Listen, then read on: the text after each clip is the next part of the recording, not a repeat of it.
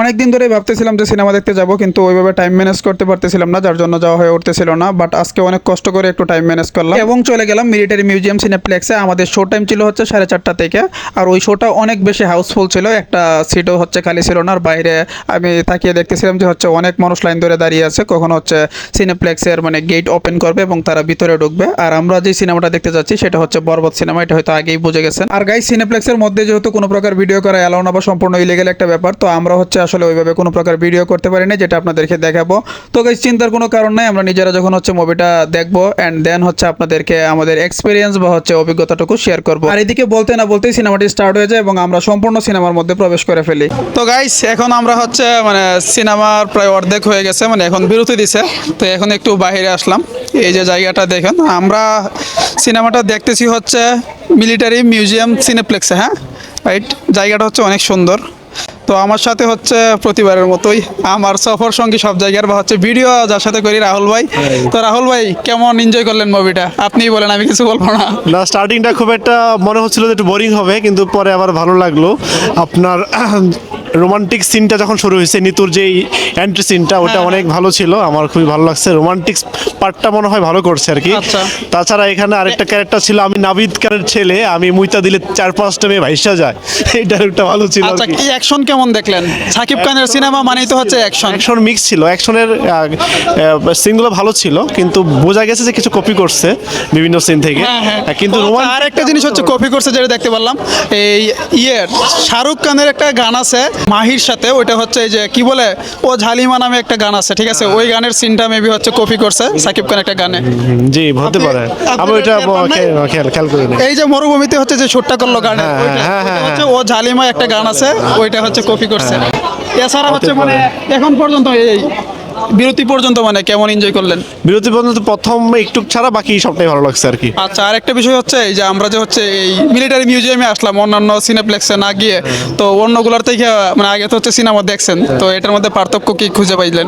পার্থক্য অবশ্যই আছে। এটার যে বাইরের যে দৃশ্য, এখানে আমরা দেখতে পাচ্ছি সাবমেরিন আছে, এই যে আমি আপনাদেরকে দেখাই, মানে ন্যাচারাল একটা হচ্ছে ভাইব আছে এখানে, এই যে অনেক সুন্দর। বাট এটার হচ্ছে মানে ফ্রন্টটা হচ্ছে একটু ছোট, যেটা অন্যান্য সিনেপ্লেক্সে একটু বড় থাকে। বা মানে এমনিতেও যদি আপনারা যারা হচ্ছে আমরা নর্মালি ছবি তুলি, এই যে এরকম হচ্ছে বোর্ডের সামনে ছবি তুলি, তো এই জায়গাটাও একটু মানে নেরো বা হচ্ছে ওই রকমই আর কি। তো রাহুল ভাই, ঠিক আছে, দেখা যাক পুরোটা শেষ করে কেমন হয় আমরা দেখি বাকি।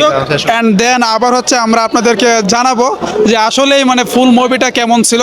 মানে হাফ হচ্ছে দেখে হচ্ছে মানে একদম শেষ করে দিতে পারতেছি না, তো লেটস এনজয়।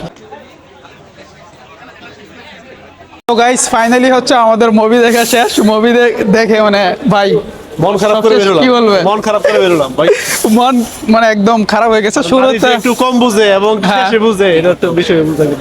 আর আমি যদি হচ্ছে আমার পার্সোনাল ওপিনিয়ন যদি মানে ফুল সিনেমা যদি হচ্ছে সামারাইজ করে জাস্ট একটা বাক্য বলি, সেটা হচ্ছে নারী জাতি হচ্ছে এক কথাই ছলনাময়ী, ঠিক আছে? এটা আপনি যদি হচ্ছে মেয়ে হয়ে আমার কথাটা শুনে থাকেন, আপনার কাছে তিতা মনে হইতে পারে, বাট এটাই হচ্ছে বাস্তব। বা রিপন মিয়ার কণ্ঠে যদি বলি, এটাই বাস্তব। I love you. হ্যাঁ, মানে খুবই সত্য একটা কথা, ঠিক আছে?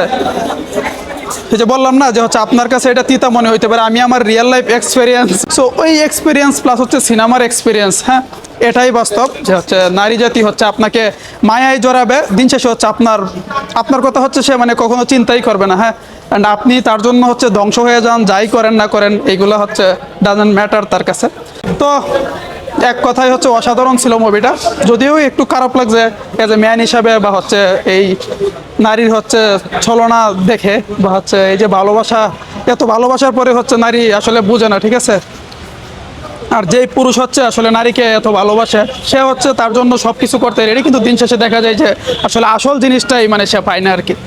তো যদি সিনেমার কথা বলি, ওভারঅল 10-এ 10, এক কথায় অসাধারণ। অনেকদিন পরে হচ্ছে একটা বাংলা সিনেমা দেখলাম যেটাতে হচ্ছে সব কিছু, হ্যাঁ, আপনি অ্যাকশন বলেন বা হচ্ছে কি বলে এই কাস্টিং বলেন, মানে ইমোশন বলেন, এভরিথিং মানে এটার মধ্যে ছিল। এক কথায় অসাধারণ, আমি আর কিছু বলতে চাই না। ভাই, আপনার কাছে সিনেমাটা মানে দেখছেন যে 10-এ কত দিবেন? বাংলা সিনেমা 10-এ 10, বাংলা সিনেমার কম্পারিজন আর কি 10-এ 10। আর আপনি যদি মানে ফুল স্টোরিটা যদি হচ্ছে সামারাইজ করে যদি দুইটা লাইন বলেন, এটা বোঝা যায় যদি কপি যদি পারফেক্ট করতে পারেন, তাহলে আর মানে পাস করে যাওয়া যায় ও আর কি। আচ্ছা, আমরা যে জিনিসটা বলছিলাম যে সিনেমাটাতে হচ্ছে কিছু জিনিস কপি হয়েছে অন্য সিনেমাতে, হ্যাঁ, এই কথাটার প্রেক্ষিতেই বা এটা বললো।